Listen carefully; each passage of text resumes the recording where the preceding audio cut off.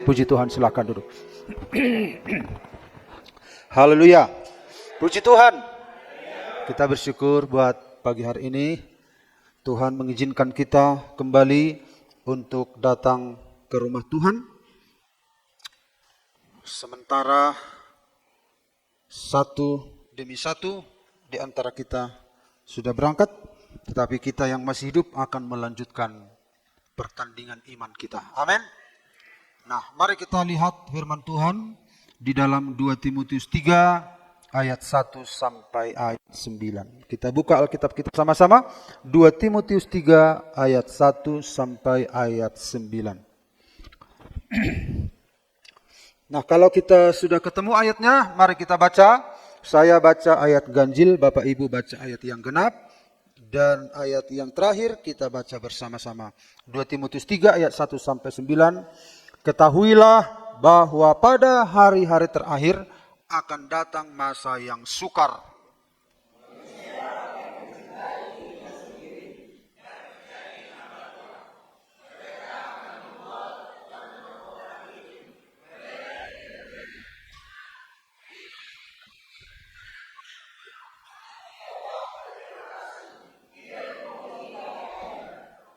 Ia tidak tahu mengasihi, tidak mau berdamai, suka menjelekkan orang, tidak dapat mengekang diri, garang, tidak suka yang baik.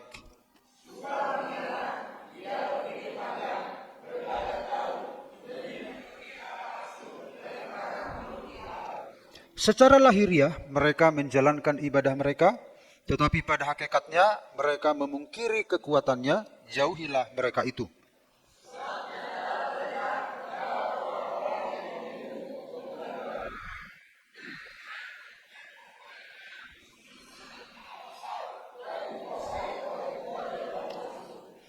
Yang walaupun selalu ingin diajar, namun tidak pernah dapat mengenal kebenaran.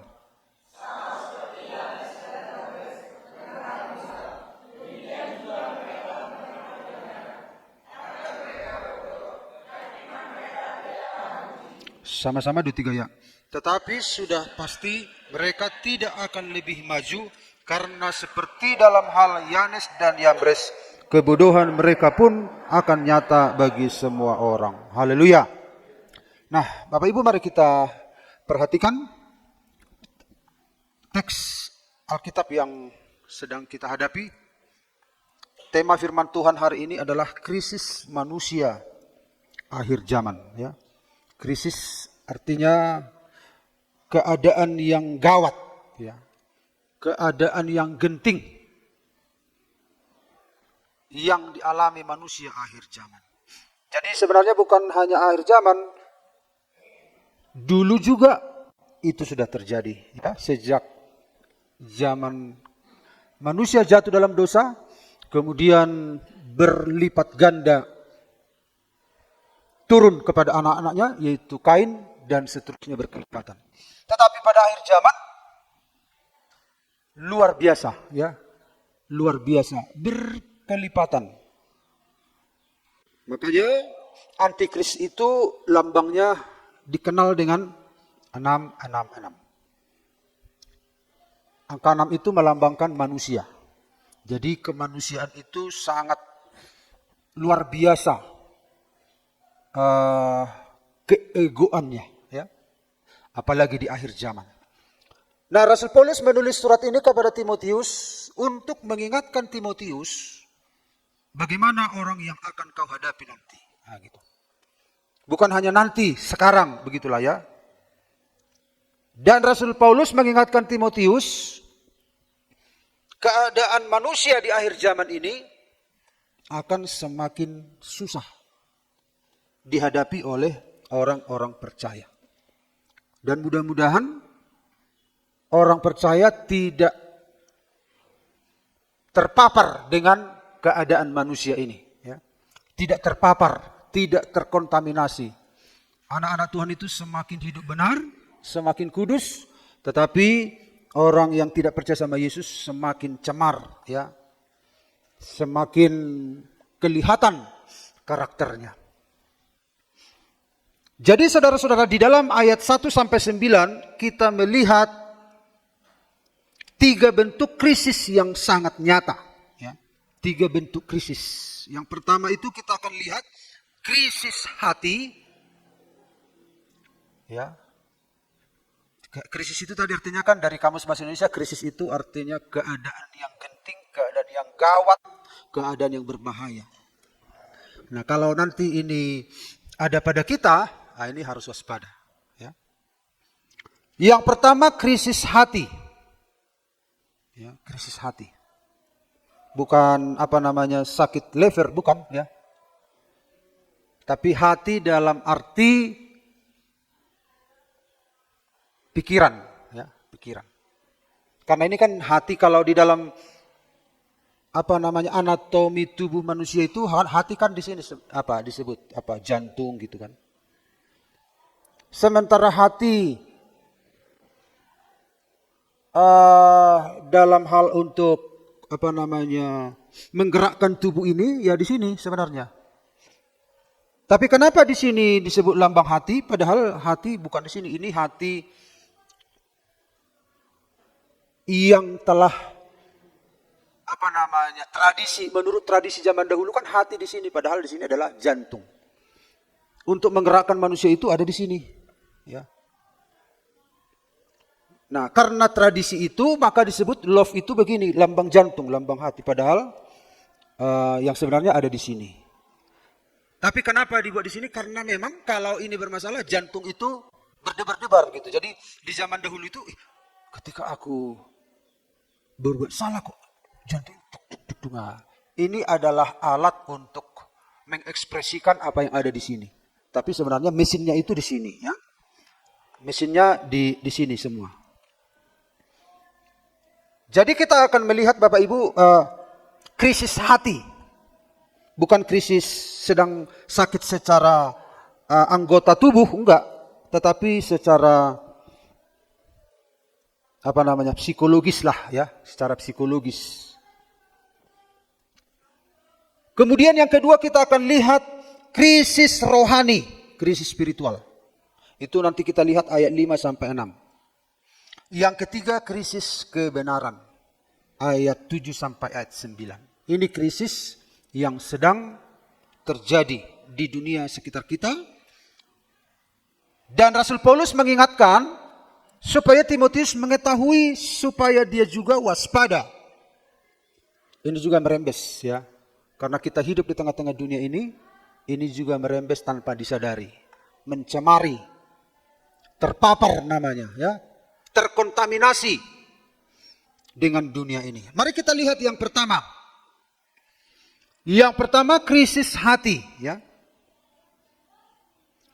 Kalau kita lihat ayat 2 sampai ayat 4 di sini dikatakan manusia akan mencintai dirinya sendiri dan menjadi hamba uang. Mereka akan membual dan menyombongkan diri. Mereka akan menjadi pemfitnah. Mereka akan berontak terhadap orang tua dan tidak tahu berterima kasih, tidak mempedulikan agama, tidak tahu mengasihi, tidak mau berdamai, suka menjelekkan orang, tidak mengekang diri, garang, tidak suka yang baik, suka mengkhianat, tidak berpikir panjang, berlagak tahu, lebih menuruti hawa nafsu daripada menuruti Allah. Jadi kita lihat ayat 2, manusia akan mencintai dirinya sendiri. Kasih itu berpusat pada diri sendiri, egosentris. Jadi makin banyak orang zaman sekarang egois. Ya, egois. Andai kata Yesus egois, kita nggak selamat. Andai kata Yesus mementingkan diri sendiri, kita nggak selamat. Tapi karena dia memperhatikan kita. Ya. Jadi semakin lama kita ikut Tuhan itu, ada beban untuk orang-orang. Itu yang sehat. Ya. Bukan makin malah sifatnya eksklusif namanya, makin bersembunyi. Makin merasa dia lebih dari yang lain. Tidak. Nah, ada satu kisah mitologi Yunani, mitologi mitos ya, mitos itu dongeng, cerita. Jadi ada Rasul Paulus berkata jangan bergelut pada dongeng-dongeng nenek-nenek tua katanya. Karena dongeng-dongeng itu kan gak jelas kebenarannya. Tapi dongeng itu diciptakan orang tua dulu untuk menyadarkan orang-orang yang melawan hukum. Misalnya Malin Kundang itu diciptakan ceritanya. Si Mardan, Sampuraga. Jadi itu diciptakan sebuah cerita supaya anak-anak yang melawan orang tua hati-hati. Inilah contohnya. Jadi cerita itu diciptakan, itulah disebut dengan mitos. Dongeng. Akhirnya jadi sebuah kepercayaan. Memang ada positifnya, ada negatifnya. Bahayanya menjadi sebuah kepercayaan. Karena anak-anak kalau melawan orang tua, ingat Sampuraga, ingat Malin Kundang, ingat si Mardan. Hati-hati kau. Anak-anak muda harus baca juga kisahnya itu. Walaupun dongeng. Ya anggaplah itu sebuah ilmu. Tapi tujuannya dulu itu hanyalah untuk menasehati. Tapi kisahnya sebenarnya hanya dongeng. Jadi ada kisah-kisah positif, ada kisah negatif. Nah di sini juga saudara-saudara, di zaman dahulu ada sebuah mitos. Seorang pemuda tampan Narsisus. Wah, Narsisus. Di masa Yunani. Begitu tampannya dia, jadi kalau zaman dulu kan kaca itu tidak seperti sekarang. Dulu orang berkaca di kolam, ya, kolam yang tenang. Lalu kalau dia lihat bayangannya, wah, dia lihat pantulannya, ganteng kali aku rupanya, tampan sekali aku rupanya. Berhari-hari dia berkaca di kolam itu. Akhirnya terus dari pagi sampai sore dikagumi ketampanannya. Akhirnya mati di situ. Mati dia di situ. Akhirnya tumbuhlah bunga narsis. Dari istilah itu muncullah narsisme. Jadi kalau disebut narsis kau, narsisme itu artinya adalah mencintai diri sendiri terlalu berlebihan. Mengagumi diri sendiri berlebihan, itulah narsisme. Akhirnya orang lain gak peduli. Dia gak peduli orang lain. Jadi kalau kita nggak peduli dengan orang lain, kita mencintai diri kita sendiri, berlebihan, tidak proporsional, berlebihan sampai orang kita nggak peduli, itu yang disebut dengan kasih berpusat pada diri sendiri. Itu yang akan terjadi. Nggak peduli lagi. Nggak peduli temannya sedang ngomong, nggak peduli. Apalagi anak-anak zaman sekarang main gadget begitu kan. Orang tuanya nggak dipedulikan, saudaranya nggak dipedulikan, semua nggak peduli. Bahkan dia bisa di kamar berhari-hari. Dibawa minumannya ke kamar, makanannya dibawa ke kamar, semuanya. Itulah yang terjadi di era modern sekarang. Jadi krisis hati, manusia akan mencintai dirinya sendiri, mengagumi dirinya sendiri sampai nggak peduli sama orang lain. Kita boleh mengagumi, bersyukur pada Tuhan buat diri kita sendiri. Kita berharga di mata Tuhan, tapi harus proporsional. Kita pun harus sadar kita ini, karena kita berharga di mata Tuhan, akhirnya dosa-dosa yang kita lakukan itu seolah-olah diabaikan Tuhan. Tidak, harus proporsional. Ini krisis manusia, krisis hati. Jadi kalau ada ini terselip di hati kita, ini harus waspada. Lalu krisis hati yang kedua adalah menjadi hamba uang. Hamba. Kita sudah pernah belajar tentang apa definisi Tuhan. Tuhan itu artinya apa? Pemilik, penguasa, kepadanya kita tunduk, kepadanya kita taat, kepadanya kita mengabdi. Itu artinya Tuhan. Jadi kalau kita tunduk dan taat mengabdi kepada uang, berarti dia Tuhan kita. Walaupun sudah berkata, kaulah Tuhanku, kaulah Rajaku. Tapi kenyataan dalam praktek hidup, saudara mengabdi kepada hal-hal yang bukan Tuhan, yaitu Tuhannya. Jadi manusia itu beralih kepada materi. Nilai hidup diukur dari kekayaan, kepemilikan, status ekonomi. Jadi nilai seseorang itu diukur dari kekayaannya. Diukur dari fasilitas yang dia punya. Diukur dari kepemilikan, diukur dari status ekonomi, menjadi hamba uang. Makanya banyak orang karena memburu uang lah orang melakukan banyak kejahatan. Harusnya kita itu memburu Tuhan, tetapi yang diburu orang ini adalah uang. Kita membutuhkan uang, tapi harus sesuai porsinya. Karena memang orang yang tidak bekerja, tidak makan, ya kan? Jadi jangan salah mengerti. Jadi kalau ada firman Tuhan, misalnya menjadi hamba uang, lantas kita nggak mau cari uang, jangan begitu. Makanya Rasul Paulus mengatakan, kita kan sudah pernah dengar firman Tuhan. Orang yang dewasa itu, cara berpikirnya itu peka. Dia mempunyai panca indera yang terlatih. Jadi harus berhikmat. Misalnya dalam Amsal berkata, jangan begini, gitu kan. Kemudian di ayat lain, kamu harus begini. Tujuan ayat itu sama, tetapi ada yang bilang jangan, ada yang bilang lakukan. Maksudnya di situ apa? Kita yang punya hikmat untuk mengambil sebuah keputusan. Jadi ini adalah menjadi hamba uang. Ya. Kemudian ayat yang keempat di sini dikatakan, lebih menuruti hawa nafsu daripada menuruti Allah. Jadi kesenangan pribadi menjadi pusat kehidupan manusia. Kesenangan pribadi. Ini krisis kasih. Kasih yang benar, ya. Kesenangan pribadi. Ayat 3-4 dikatakan tidak tahu mengasihi, tidak mau berdamai, suka mengkhianat. Nah, ini 3 hal ini menunjukkan kerusakan relasi manusia. Tidak tahu, bayangkan, tidak tahu mengasihi. Tidak mau berdamai. Suka mengkhianat. Nah, tapi di antara anak-anak Tuhan tidak ada ini. Amin Bapak Ibu. Amin. Akhirnya relasi manusia itu rusak. Tidak bisa dipercaya, ya. Bayangkan Bapak Ibu kalau tidak tahu mengasihi gimana. Bapak Ibu lihat di Iran. Rakyatnya sendiri dibunuh. Rakyatnya sendiri dibunuh. Coba kalau manusia dia sendiri dimakan begitu. Karena tidak tahu cara mengasihi. Kemudian tidak mau berdamai. Tapi anak Tuhan cinta damai. Amin.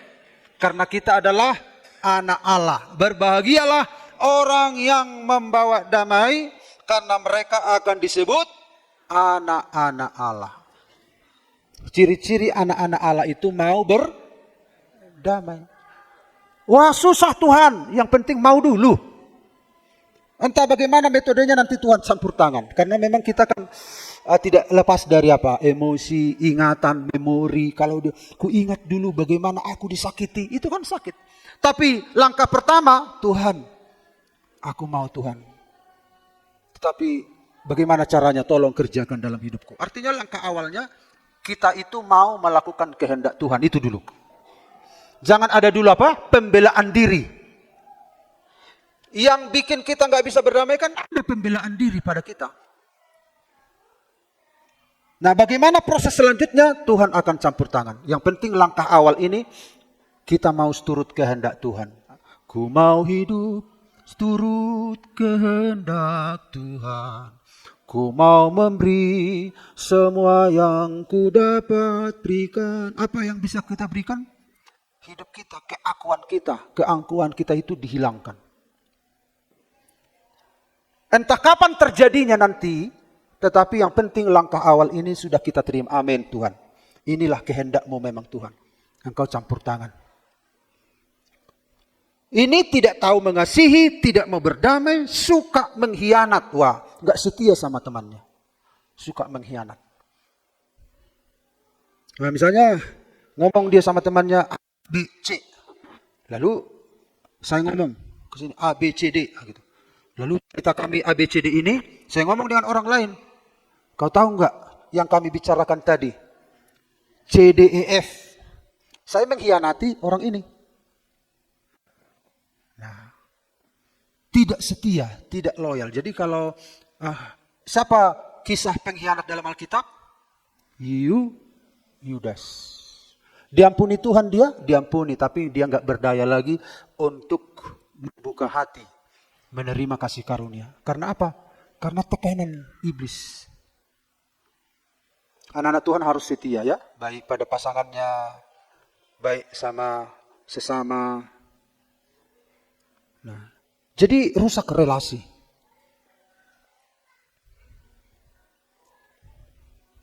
Lalu yang kedua kita lihat itu tadi krisis hati. Ini yang sangat berbahaya di zaman sekarang ini. Krisis hati ini ya. Lalu krisis yang kedua ayat 5-6 dikatakan di sini. Secara lahiriah mereka menjalankan ibadah mereka. Tetapi pada hakikatnya mereka memungkiri kekuatannya. Jauhilah mereka itu. Krisis rohani, secara lahiriah mereka menjalankan ibadah mereka. Krisis rohani di sini yang pertama adalah ini agamanya itu, ibadahnya itu menjadi bentuk lahiriah saja. Bentuk lahiriah. Nah, kalau kita hanya dalam menjadi Kristen itu, ibadah itu kita anggap hanya di gereja kita setua istilahnya. Ada ya apa mengatakan lawak-lawak di zaman dahulu. Situa Aryan badit borngin. Anak-anak Tuhan itu situa Aryan, situa borngin. Sama. Kita dalam ibadah ini bukan sedang memperagakan sesuatu. Kita sedang berjumpa dengan Tuhan. Amin. Kalau peragaan zaman sekarang bisa diikuti orang. Bapak Ibu lihatlah di YouTube peragaan-peragaan. Kita memang kita tetap mengupgrade ibadah kita ya. WL Singers metode ibadah kita lagu-lagu. Tapi intinya kita tidak sedang peragaan. Kalau peragaan itu semua gereja bisa ikut. Tetapi ibadah itu adalah transformasi. Mengubah hidup. Jadi kalau dalam ibadah dia baik, di luar ibadah pun dia tetap begitu. Jadi saya ketika berkhotbah di sini, saya seorang hamba Tuhan. Di luar pun saya hamba Tuhan. Walaupun jas saya tidak punya, tapi sikap saya, tingkah laku saya. Kita pun demikian, bukan hanya di gereja Kristen, di luar pun kita harus Kristen. Amin. Sikap kita sama di gereja maupun tidak di gereja. Karena apa? Ada kekuatan mengubah hidup kita. Mereka menyangkali, mereka memungkiri daya transformasi yang dilakukan Allah. Mereka tidak merasakan dampak ibadah itu. Hanya apa? Manipulasi. Hanya lahiriah saja. Peragaan. Tahu seperti peragaan busana. Bukan atraksi. Ya. Nah, saya juga seringkali berdoa begitu ya. Bukan hanya kita. Saya sering bergumul. Tuhan, kalau saya mengajar Tuhan, mereka itu, saya tidak sedang beratraksi Tuhan. Saya tidak sedang menunjukkan bagaimana aku hebat. Saya ingin orang mengenal Tuhan lewat pemaparan yang saya sampaikan. Saya tidak sedang memperagakan saya supaya saya dikagumi, tidak. Bagaimana orang bisa mengenal Tuhan. Itu sering kali saya doakan. Karena apa? Banyak juga orang-orang bilang, Pak, wah. Jadi saudara-saudara, ibadah itu adalah ada kuasa mengubah hidup. Tapi mereka memungkiri kekuatannya. Mereka menolak kuasa yang mengubah hati, memperbaharui hidup, mentransformasi karakter kita. Mereka menolak. Nah, itu krisis rohani, yaitu kuasa transformasi Allah ditolak. Agama menjadi bentuk lahiriah. Jadi ibadah itu bukan hanya ibadah di sini Bapak Ibu. Ibadah kita kan hanya 2 jam. Ibadah Kristen itu tidak seperti agama lain. Agama lain kan hanya membedakan kita, membedakan. Mereka itu hanya gerakan tubuh, nggak peduli tentang hati. Gerakan tubuh. Itu juga dilakukan orang Yahudi, gerakan tubuh. Dalam kekristenan bukan hanya gerakan tubuh. Gerakan tubuh itu ekspresi dari dalam. Tapi bukan gerakan tubuh, kesimpulan dari apa yang ada di hati.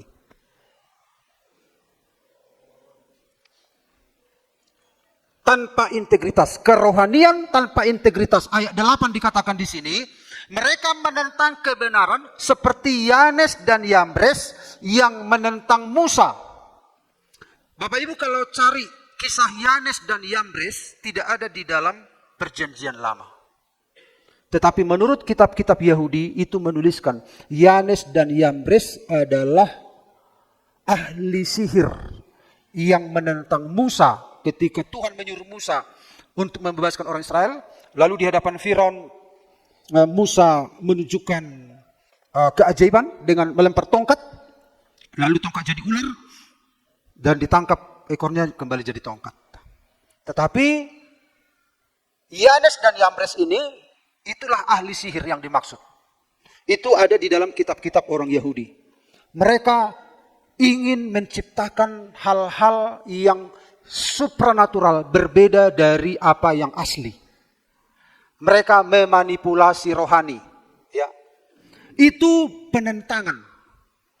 Mereka memanipulasi. Mereka meniru hal-hal yang rohani. Bapak Ibu perhatikan di zaman sekarang. Ada hal-hal yang rohani begitu banyak. Tetapi sesungguhnya mereka hanya menyesuaikan diri dengan tren yang ada. Tidak bersumber dari jamahan Tuhan, pekerjaan Roh Kudus dalam hidupnya. Itulah Yanes dan Yambres. Dan ini disebut menentang. Makanya Paulus ketika dia kenal Yesus itu kita sudah pernah lihat PPT-nya ya. Yesus itu sebelum Paulus kenal Yesus itu nilainya 0. Nilainya dia 100 Paulus. Dia punya bintang 7. Masih ingat? Apa bintang 7? Dia orang Israel asli. Suku Benyamin. Tentang pendirian hukum Taurat dia tidak bercacat. Tentang kegiatan untuk mengabdi kepada Allah dia menganiaya. Dan ada 7 bintangnya. Dia punya prestasi. Tapi setelah dia lihat Yesus, dia kenal Yesus, dia lahir baru, dia lahir kembali, dia punya titik balik dalam hidupnya. Wah, berguguran bintang-bintang ini. Apa yang dulu merupakan keuntungan bagiku, sekarang kuanggap sampah katanya. Itu sebuah titik balik. Supaya apa? Supaya kebenaran Allah itu ada pada dia. Selama ini dia hidup dalam kebenaran diri sendiri. Jadi supaya kebenaran Allah itu tinggal dalam kita, kita harus sampai ke titik 0. Ke titik 0 kesadaran bahwa ternyata supaya kebenaran Allah itu terjadi dalam hidup kita, kita harus mengalami sebuah titik balik ini. Ini yang disebut dengan lahir kembali. Jadi saudara-saudara, di akhir zaman ini ada krisis rohani, ya. Krisis rohani. Jadi banyak orang Kristen mengaku Kristen hanya karena sebuah tradisi. Tradisi. Ini yang saya waspadai seringkali. Anak-anak juga seringkali saya katakan, kalian itu harus berjumpa dengan Tuhan secara pribadi. Bukan karena kita ini keluarga pendeta, bukan karena kita ini Kristen. Karena banyak orang mengkondisikan dirinya jadi Kristen tanpa perjumpaan dengan Kristus itu sendiri. Harus mengalami perjumpaan pribadi, siapapun kita. Bukan karena tradisi keluarga, bukan karena budaya. Di tanah Batak ini kan diklaim tanah Kristen. Oke, di satu sisi bagus. Di Minangkabau diklaim daerah Muslim. Oke. Ya setiap daerah begitu. Di Amerika juga diklaim daerah Kristen. Di Arab daerah Muslim. Tetapi jangan sampai kita menjadi Kristen hanya karena budaya. Karena budaya. Kristen. Tapi tidak ada perjumpaan dengan Tuhan. Sementara orang Minang, walaupun dia lahir non-Kristen, tapi kok bisa jadi Kristen? Bisa jadi percaya pada Yesus. Orang Arab juga demikian. Karena apa? Karena mengalami perjumpaan dengan Tuhan. Jadi jangan sampai karena budaya kita di sini Kristen semuanya, kita tradisi keluarga Kristen, tapi tidak pernah mengalami perjumpaan dengan Tuhan secara pribadi, dia tidak punya titik balik dalam hidupnya, maka tidak ada beda dengan orang yang ada di luar non-Kristen. Jadi jangan hanya Kristen, KTP, Kristen budaya, Kristen komunitas. Ini kan komunitas Kristen. Tapi tidak ada sebuah kontak. Bagus di sebuah komunitas Kristen, peluangnya besar untuk kenal Tuhan. Tapi kalau tidak berjumpa dengan Tuhan, sayang sekali. Bagus kita lahir di tengah-tengah keluarga Kristen, tapi kalau nggak berjumpa dengan Tuhan, sama saja dengan orang yang tidak kenal Tuhan. Itu sama dengan apa? Ada dua anak di dalam sebuah rumah, kisah Yesus Kristus. Yang dikisahkan Yesus Kristus. Ada anak sulung, ada anak bungsu. Anak bungsu pergi menghambur-hamburkan harta. Anak sulung baik-baik saja. Gitu. Nah, setelah anak bungsu ini memboroskan harta kekayaannya, lalu dia melarat. Setelah melarat dia nggak bisa makan apa-apa lagi. Akhirnya dia teringat kepada rumah ayahnya. Wah, di rumah ayahku banyak makanan. Kenapa aku tidak balik ke sana? Tapi di satu sisi dia sudah memboroskan harta ayahnya. Dia sudah menghabiskan warisannya. Nggak ada lagi artinya balik karena nggak ada lagi bagiannya. Tetapi dia balik. Mudah-mudahan ayahku menerima aku. Dan ternyata ayahnya sedang menunggu dia. Itulah melambangkan antara Allah dengan orang berdosa. Tuhan selalu menunggu. Nah, seorang anak sulung ini ternyata apa? Dia melambangkan orang Kristen. Kristen di dalam sebuah komunitas. Dia tidak sebandel orang bungsu. Ya dia secara lahiriah dia karena komunitasnya Kristen ya Kristen. Nah, ketika orang ini datang, orang yang berdosa ini balik ke rumah ayahnya dan diadakan pesta oleh ayahnya, senang sekali anaknya yang bungsu telah kembali. Yang keberatan siapa? Anak sulung. Ternyata anak sulung ini salah menilai hati ayahnya. Dia tidak senang adiknya ini balik. Kenapa kau lakukan itu, ayah? Kata abangnya ini. Aku sudah lama di sini, setia.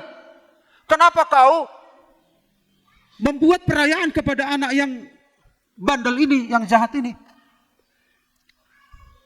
Lalu heran ayahnya. Kenapa orang ini nggak mengerti hatiku? Ternyata walaupun di komunitasnya, dia komunitas dalam konteks sekarang komunitas Kristen. Tetapi dia tidak mengerti hati ayahnya itu. Dia tidak mengerti hatinya Tuhan. Dia tidak mengenal Tuhan sebenarnya. Dia hanya mengkondisikan dirinya Kristen di dalam komunitas. Jadi jangan sampai Bapak Ibu Saudara, kita ini hanya Kristen komunitas, Kristen budaya, Kristen tradisi. Kita harus berjumpa secara pribadi dengan Tuhan. Amin. Ini krisis spiritual. Krisis spiritual ini yang berbahaya di zaman sekarang. Bagaimana dengan hidup kita? Bagaimana dengan keluarga kita? Ya. Jadi jangan puas dengan agama lahiriah. Izinkan Roh Kudus memperbaharui karakter kita. Izinkan dia menjamah hidup kita. Amin. Amin. Yang pertama apa tadi teh? Krisis hati. Yang kedua, krisis rohani. Yang ketiga, krisis kebenaran. Yang walaupun selalu ingin diajar, namun tidak pernah dapat mengenal kebenaran. Memang maunya belajar, selalu ingin. Artinya aktivitas belajar rohani berlangsung terus. Tetapi enggak sampai-sampai, enggak berubah-berubah. Karakternya itu tidak mengalami transformasi. Transformasi itu, karakternya itu tidak mengalami peningkatan. Tidak mengalami peningkatan. Di sini persoalannya. Mungkin ada kita sudah mengalami transformasi dalam titik awal. Ya. Kita bertobat, metanoia, kita sudah berbalik arah. Tetapi kita enggak berjalan ke arah itu. Kita gini. Kita berbalik arah, pikiran kita berbalik kepada Tuhan. Artinya kita sudah mengalami titik balik. Tetapi metamorfosa itu ke sana, perubahan bentuk, karakter kita berubah. ke arah Kristus. Di situ persoalannya banyak anak Tuhan. Selalu ingin diajar, tapi tidak sampai kepada kebenaran. Tidak sampai kepada kepenuhan, kelengkapan dari kebenaran itu. Roh Kudus itu diberikan kepada kita untuk apa? Memimpin kamu kepada seluruh kebenaran. Kepenuhan kebenaran. Itu tugas Roh Kudus. Jadi gereja Pantekosta itu seringkali identik dengan Roh Kudus, ya. Sampai-sampai pendeta di zaman dulu itu mengklaim bahwa Roh Kudus itu adalah miliknya sendiri. Milik Pantekosta. Kalau gereja lain menyinggung Roh Kudus, keberatan. Saking fanatiknya dulu, ya. Karena memang kalau bicara Roh Kudus seolah-olah milik Pantekosta, karena ada doa 10 malam, ada doa kepenuhan Roh Kudus, Roh Kudus, Roh Kudus, Roh Kudus. Sampai-sampai gembala senior dulu almarhum dilihat di TV ada pendeta yang khotbah. Kiranya Roh Kudus turun atas kita sekalian. Lalu Bapak almarhum kan karena masih terbatas pemahamannya. Bereng zaman Ivani. Na gereja tadu halaki baharo Bapak. Dan gereja teh. Alai bahasa dokor Roh Kudus. Nah seolah-olah Roh Kudus itu hanya boleh disebut oleh Pantekosta. Itulah saking apanya dulu. Karena memang gereja dulu memang Protestan dulu tidak jarang menyinggung Roh Kudus. Yang seringkali bicara Roh Kudus ya Pantekosta gitu. Nah sampai-sampai gembala senior dulu bilang begitu karena memang begitu keadaannya. Tapi tidak demikian sebenarnya, ya. Roh Kudus itu diberikan kepada gereja untuk membawa kita kepada seluruh kebenaran. Sampai kepada kebenaran. Siapakah kebenaran itu? Yesus Kristus. Dialah kebenaran itu. Kebenaran artinya keadaan yang real, sesuai fakta yang sesungguhnya. Hanya Allah kebenaran itu. Ya. Ini krisis kebenaran. Zaman sekarang ini kan orang membuat sesuatu itu benar kalau apa? Kalau viral, ya kan? Viral. Walaupun salah, tapi kalau viral, wah itu benar.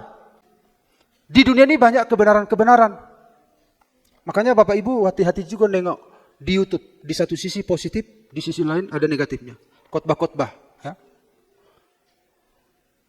Karena masing-masing berbeda. Saudara harus tetap belajar firman Tuhan. Itu sama seperti minggu kemarin saya sampaikan kepada kita. Kalau kita nyanyi sebuah lagu, ketika keluar lagu itu baru, lagunya begini.